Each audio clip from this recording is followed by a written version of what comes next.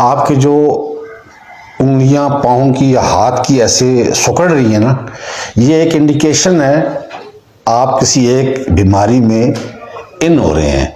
एक इंडिकेशन है कि आपकी उंगलियां ऐसे डिंगी होंगी, जैसे सुन्न होंगी। उसका सिर्फ और सिर्फ बड़ा आसान सा हल है कि आपके घर में जो खाना आप खाते हैं ना, उसमें घी, देसी घी, मक्खन ये बिल्कुल छोड़ दें। उसके अलावा बहुत ख़ास मैं आपको बता रहा हूँ, मैंने कई लोगों को बताया और वो बड़े हैरान हैं, आप लाल मिर्च सालन में छोड़ दें। आपकी सालन में तड़का जो आपने खाना है, आप 2-3 सब्ज़ मिर्चें काट के डालें, हस्बे ज़रूरत या जायका नमक डालें। आप यकीन करें कि जब आप खाएंगे तो इतना अच्छा जायका होगा कि हैरान कुन जायका होगा, बेहतरीन जायका होगा।